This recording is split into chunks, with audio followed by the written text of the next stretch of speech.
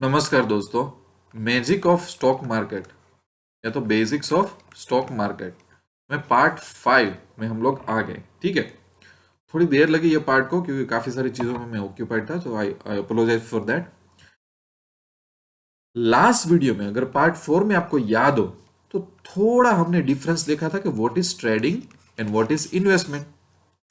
उसके बाद मैंने बोला था ट्रेडिंग के कुछ टाइप्स होते हैं। होता है इंट्राडे, एक होता है फ्यूचर, एक होता है ऑप्शंस। और हमने इंट्राडे की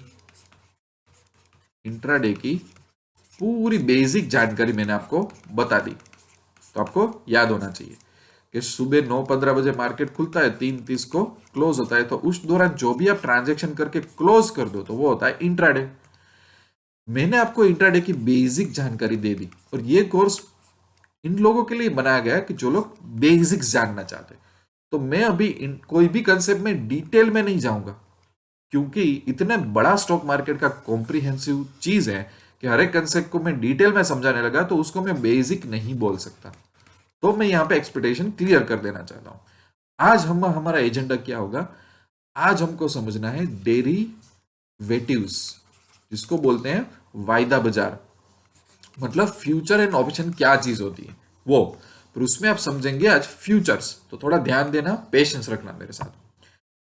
अब कोई भी चीज अगर आप समझो तो मैं चाहता हूं कि वो अच्छी तरह से, आपका फाउंडेशन है वो अच्छा होना चाहिए।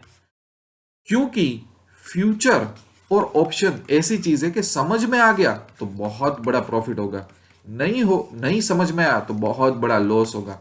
अब ये ऐसी चीज है, ठीक है? तो अच्छी तरह से इसको समझना। सबसे पहले मैं आपको बता दूं कि ये दोनों की जरूरत क्या है, फ्यूचर एंड ऑप्शन की। क्योंकि लोग क्या करते हैं, कुछ टाइम तक इंट्राडे ट्रेडिंग करेंगे, बाद में मन हुआ तो फ्यूचर करेंगे और बाद में मन हुआ तो ऑप्शन करेंगे। और उनको पूछो कि भैया ये फ्यूचर आया कहां से, ऑप्शन आया कहां से, इसकी क्या जरूरत है, तो उनको कुछ पता नहीं होता है। ठीक है, सबसे पहले मैं आपको बोल दूं कि जो डेरिवेटिव्स है, जिसको हम वायदा बाजार कहते हैं, जिसको हम FNO कहते हैं, ये कोई मॉडर्न चीज नहीं है। अपने को ऐसा लगता है कि हमारे पास लैपटॉप है, हमारे पास एप्लीकेशन है तो ये नई नई चीजें आती, ऐसा नहीं है। जब से ह्यूमन एग्रीकल्चर एक्टिविटी कर रहा है, खेती कर रहा है, नदी किनारे बसा हुआ है, तब से फ्यूचर्स और ऑप्शन चालू है। बस उसको शायद कोई अलग नाम से हम जानते थे, फर्क इतना ही, बाकी तब से चालू है। तो ये कोई नई चीज नहीं है। ये बात आपको समझ में आ गई। और ये कॉमोडिटी में से आई है। कॉमोडिटी की वजह से, अब कॉमोडिटी मतलब क्या, कॉमोडिटी मतलब क्या होता है, एक एग्जांपल ले लेते हैं। फ्लावर्स को कॉमोडिटी कह सकते हैं, फिर क्रूड ऑयल को कॉमोडिटी कह सकते हैं, फिर शुगर केन, फिर कॉफी। पहले के टाइम में लोग फ्लावर्स, रेयर फ्लावर्स होते थे उसमें ट्रेडिंग करते थे और वेल्दी बनते थे उसमें। क्रूड ऑयल अभी भी चालू है, शुगर केन, कॉफी, ये सब चीजें। बाद में गोल्ड,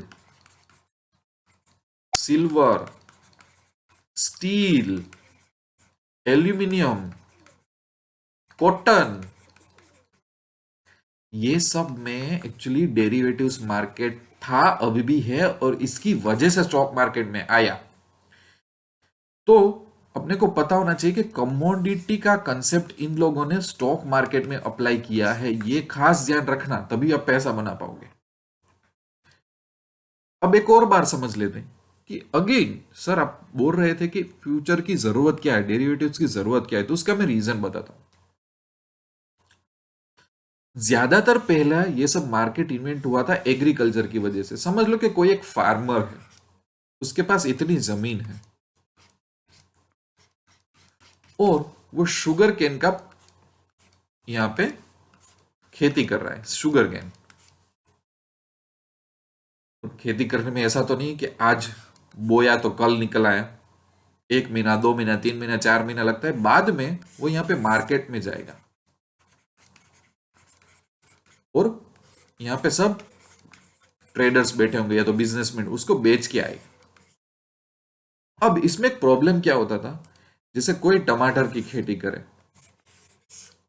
कोई ओनियन की खेती करे। अपने अभी काफी सारे न्यूज सुने होंगे, एक टाइम पे ओनियन कि उनको भाव सिर्फ 2 रुपए मिलते थे, फिर अचानक 10 रुपए मिलते थे, टमाटर के 1 रुपया मिलते थे। तो सोचो कि आपने इतनी कोई फार्मर ने मेहनत की है और उसका 1 रुपया मिले तो उतार चढ़ाव होते हैं ना, ये कमोडिटी में उतार चढ़ाव होते हैं कि नहीं होते, इतना मानते हो? बस ये जो उतार चढ़ाव होते थे उसको बोलते थे रिस्क, और वो रिस्क को मैनेज करने के लिए वायदा बाजार मतलब डेरिवेटिव्स मतलब फ्यूचर एंड ऑप्शन को लाया गया। पहले के जमाने में भी होता था, बस उनको हम बोलते नहीं थे, लोगों को पता नहीं था कि उनको फ्यूचर और ऑप्शन बोलते थे। बाकी इस पहले भी स्पेकुलेशन होता था, ट्रेडर्स होते थे, बिजनेसमैन होते थे, वेल्दी लोग होते थे, सब कुछ होता था, रूमर्स फैलते थे, गलत फेक न्यूज होता था, सब कुछ होता था। तो प्रैक्टिकल एग्जांपल ले लेते हैं कि भैया किसी की ये जमीन है, उसमें शुगर केन, और ये एक फार्मर है। अब उसको पता है कि उसकी जमीन के हिसाब से हर बार सीजन में उसको 5 लाख के आसपास मिल जाना चाहिए, पर मार्केट में क्या होगा हर बार पता नहीं है। तो वो मार्केट में जाता है, वहां पे ट्रेडर्स बिजनेसमैन बैठे होते हैं, उनको पता होता है कि चलो इस फार्मर के पास इतनी तो जमीन है, तो वो दोनों एक कॉन्ट्रैक्ट में चले जाते हैं कि भैया आज से 2 या 3 महीने बाद मुझे ये 5 लाख में मुझे माल बेचना है। तो फार्मर यहां साइन कर देता है, ट्रेडर यहां साइन कर देता है। अब 2-3 महीने बाद मार्केट में हो सकता है प्राइस 5 लाख चल रहा हो, ये एक पॉसिबिलिटी है। हो सकता है कि मार्केट अच्छा और 6 लाख चल रहा हो प्राइस, हो सकता है कि कुछ लोचा हुआ और 4 लाख ही चल रहा हो प्राइस। जो लोग फार्मर फैमिली से उनको पता होगा कि कितना स्पेकुलेशन होता है। 5 लाख हुआ तो कोई प्रॉफिट नुकसान में नहीं आए, 6 लाख हुआ, मार्केट में भी 6 लाख बोल रहे हैं, फिर भी फार्मर को बेचने तो 5 लाख में ही पड़ेंगे, और 4 लाख प्राइस हुआ पर तो व्यापारी को उसको 5 लाख में ही बेचना पड़ेगा। तो कई बार फार्मर लॉस में जाएगा, कई बार ट्रेडर लॉस में जा सकता है, बट इसके लिए तो ये मार्केट बनाया है। फार्मर के पास ऑप्शन है कि अभी से ही वो सौदा कर ले 5 लाख का, 4 लाख के कॉन्ट्रैक्ट में घुस जाए, 6 लाख के कॉन्ट्रैक्ट, उसके पास चॉइस है, वो उसके ऊपर डिपेंड है कि वो क्या सोच रहा है, उसके हिसाब से वो। तो यहाँ पे काफी सारे फार्मर है, यहाँ पे काफी सारे ट्रेडर्स और बिजनेसमैन बैठे हुए, ये सब अलग अलग कॉन्ट्रैक्ट्स में जा रहे हैं, तो उसको बोल देते हैं फ्यूचर के कॉन्ट्रैक्ट। और अगर उस टाइम पे वेबसाइट्स वगैरह होती और वो वेबसाइट पे प्राइस बता देता तो हम बोल देते कि भाई ये तो फ्यूचर मार्केट है, पूरे पूरे मार्केट का हमको पता चल गया। तो ऐसा सब कॉन्ट्रैक्ट्स होता है, फ्लावर्स में, कॉफी में, चना में भी होता है, हल्दी में भी होता है, स्टील में भी होता है, क्रूड ऑयल में भी होता है, और हमारे पास इंडिया में MCX है, मल्टी कमोडिटी एक्सचेंज, जो फ्यूचर ट्रेडिंग ही करवाती है। काफी लोग बोलेंगे कि मैं क्रूड ऑयल में ट्रेड करता हूं। और हमारे पास फॉरेक्स मार्केट है, फॉरेक्स मार्केट भी पूरा फ्यूचर पे ही होता है, क्योंकि जैसे हमारी गवर्नमेंट है RBI, उसको अपना रुपया मैनेज करना होता है डॉलर के सामने, पाउंड के सामने, तो उसको भी रिस्क रहता है, वो भी फ्यूचर का फायदा उठाती है, राइट। तो अल्टीमेटली कोई आपको पूछे कि फ्यूचर्स क्यों आया, तो आपके पास आंसर होना चाहिए भैया रिस्क मैनेज करने में। फार्मर का एग्जांपल याद रख लेना। इतना बात समझ में आ गया? अब एक और बात समझा देता हूं। ऑप्शन हमने नेक्स्ट वीडियो में समझने वाले हैं, क्योंकि फ्यूचर ही थोड़ा कॉम्प्रिहेंसिव कंसेप्ट है। फ्यूचर को, कमोडिटी का कंसेप्ट को स्टॉक मार्केट में क्यों लाया? मैं अभी रिलायंस का फ्यूचर क्यों ले सकता हूं, क्या प्रॉब्लम है? SBI का फ्यूचर क्यों ले सकता हूं, क्यों उन लोगों ने यहां पे इंट्रोड्यूस किया? एक्चुअली ये सब ट्रेडिंग में नहीं यूज होना चाहिए। फ्यूचर और ऑप्शन दोनों रिस्क मैनेजमेंट की मेथड है। क्या है रिस्क मैनेजमेंट की मेथड? फिर भी उसको इंट्रोड्यूस किया पैसा कमाने के लिए। ट्रेडर को पैसा कमाना है, स्टॉक मार्केट को, स्टॉक एक्सचेंज को पैसा कमाना है, गवर्नमेंट को पैसा कमाना है, सबको पैसा कमाना है, ठीक है। पर आप कंसेप्ट थोड़ा समझो, उसको कमोडिटी से स्टॉक मार्केट में फिट किया है, तो अभी ध्यान रखना थोड़ा। आपको इंट्राडे करना हो ना रिलायंस में, इंट्राडे, तो आप एक शेयर का भी कर सकते हो। इन्वेस्टमेंट करना हो ना, तो आप एक शेयर का भी कर सकते हो, 5 का भी कर सकते हो, 10 का भी कर सकते हो। बट अगर आपको रिलायंस में फ्यूचर में आपको ट्रेडिंग करना हो ना, तो हो सकता है आपको 250 शेयर में ही ट्रेडिंग, एक साथ 250, मतलब ये इसको बोलते हैं लॉट, सीधा आपको एक लॉट परचेस करना पड़े। अच्छा SBI में ट्रेड करना है तो सीधा आपको 3,000 शेयर में ही ट्रेडिंग करना मिलेगा। 1-2 शेयर 5-10 शेयर वालों का कोई काम नहीं। ऐसा क्यों? ऐसा क्यों? क्योंकि समझो, मेन फ्यूचर और ऑप्शन को बनाया गया रिस्क मैनेजमेंट के लिए। तो कोई 10 शेयर का रिस्क मैनेजमेंट करने थोड़ी आएगा। और क्या वो प्रैक्टिकल है? स्टॉक मार्केट उसके लिए थोड़ी एफएनओ बनाएगी और ध्यान रखेगी आपका। यहां पे स्टॉक मार्केट में कमोडिटी का फ्यूचर का कंसेप्ट इसलिए लाया गया क्योंकि कई लोग पोर्टफोलियो बनाते हैं कि भाई किसी ने रिलायंस में इन्वेस्ट किया है, किसी ने एसबीआई में इन्वेस्ट किया है, किसी ने डीमार्ट में इन्वेस्ट किया है, ऐसा करके 10 लाख का पोर्टफोलियो है। अब उसको वो पोर्टफोलियो बचाना है। हो सके वो 10 लाख का पोर्टफोलियो 8 लाख का हो सकता है, मार्केट नीचे जाए तो 6 लाख का हो सकता है। तो उसको बचाने के लिए कुछ पोजीशन हम फ्यूचर में ले सकते हैं ताकि हमको लॉस ना हो। तो ये रिस्क मैनेजमेंट की है। समझो कि आप जो पैसा म्यूचुअल फंड में कई लोग डालते हैं, तो समझो एक्सिस का कोई म्यूचुअल फंड हो कि जो 5,000 करोड़ का हो, उसमें से उन लोगों ने 3,000 करोड़ स्टॉक मार्केट में डाले।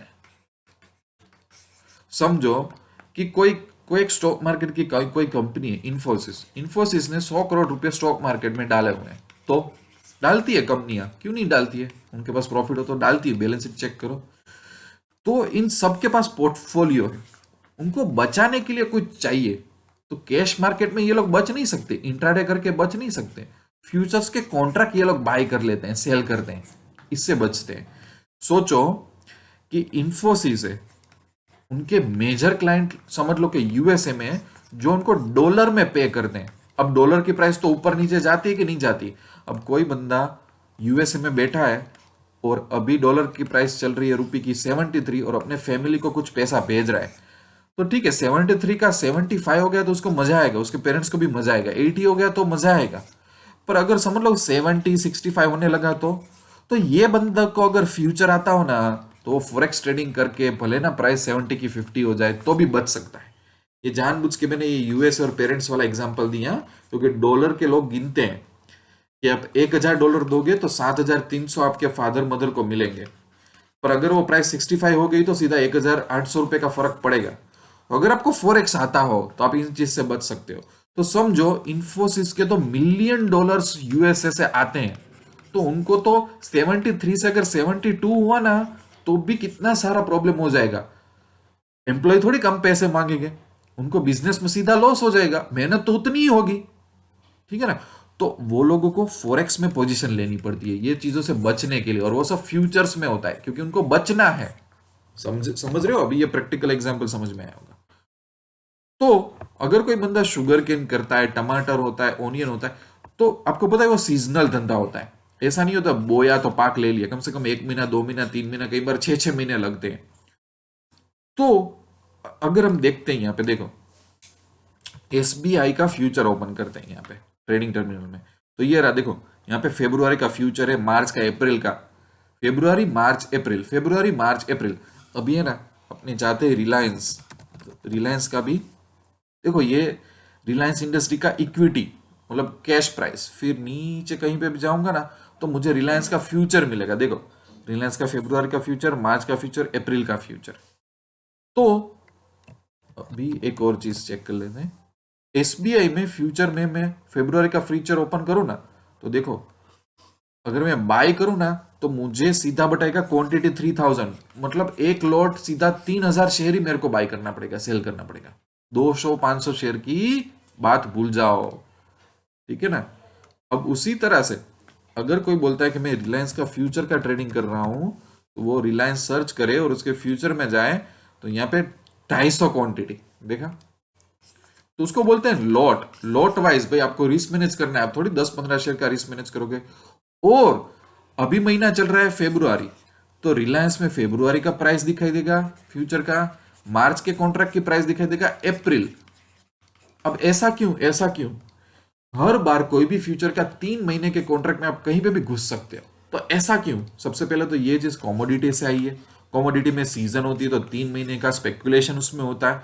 दूसरा एक चीज कि अभी फेब्रुआरी चल रहा है और आईसीआईसीआई बैंक की बात कर लेता हूं कि वो मार्च एंड में रिजल्ट देने वाली है और मुझे लगता है कि वो रिजल्ट जोरदार आने वाला है, तो मैं अभी फेब्रुआरी का कॉन्ट्रैक्ट बाय नहीं करूंगा, मैं जबरदस्त मार्च के कॉन्ट्रैक्ट बाय कर लूंगा।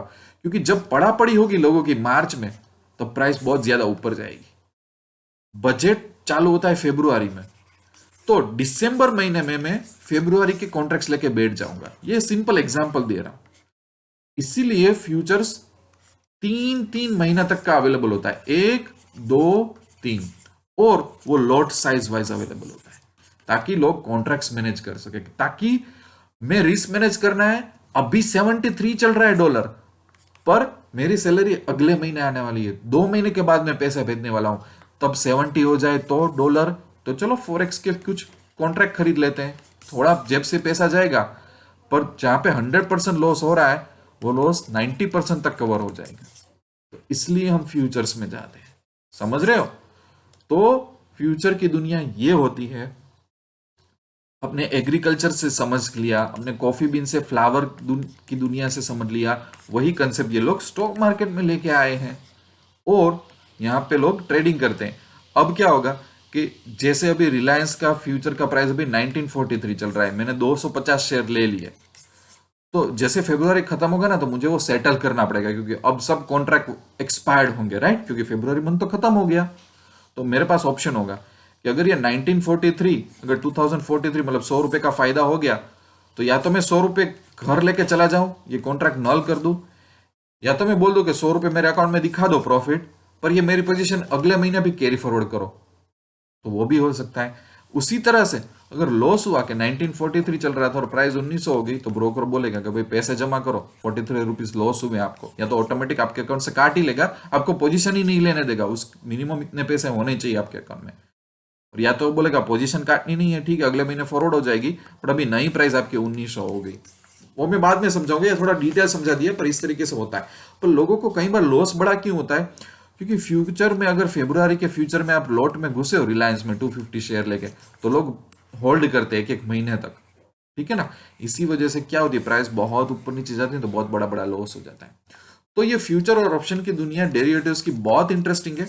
अभी मैंने बहुत आपको बेसिक सिखाया, समझ में आया नहीं आया तो भी चिंता करने की जरूरत नहीं है। मैं और डिटेल बाद में, ये बेसिक स्टॉक मार्केट कोर्स खत्म हो जाए तो डिटेल वीडियो भी मैं पेश करूंगा, पर मैं थोड़ी मैं क्यूरियोसिटी जगाना चाहता हूँ, और मेरा कोई इंटेंशन नहीं है। क्यूरियोसिटी आपके माइंड में जगा दूं तो आपको बहुत मजा आ सकता है। दूसरा कि अगर स्टॉक मार्केट के बारे में इंटरेस्टेड और कोचिंग के व्यू पॉइंट से सीखना चाहते हो, तो पैसा तो बनेगा की वेबसाइट पे कोर्सेस यहाँ पे है, काफी सारे फ्री कोर्सेस है, काफी सारे प्रीमियम कोर्सेस आप अटेंड कर सकते हो, पर मैं कोचिंग के व्यू पॉइंट से सिखाता हूँ एकदम अच्छी तरह से, तो ही ज्वाइन करना। टिप्स विप्स मैं प्रोवाइड नहीं करता है। इसका अगला पार्ट बहुत जल्दी पोस्ट करूंगा, अभी वेट नहीं करवाऊंगा।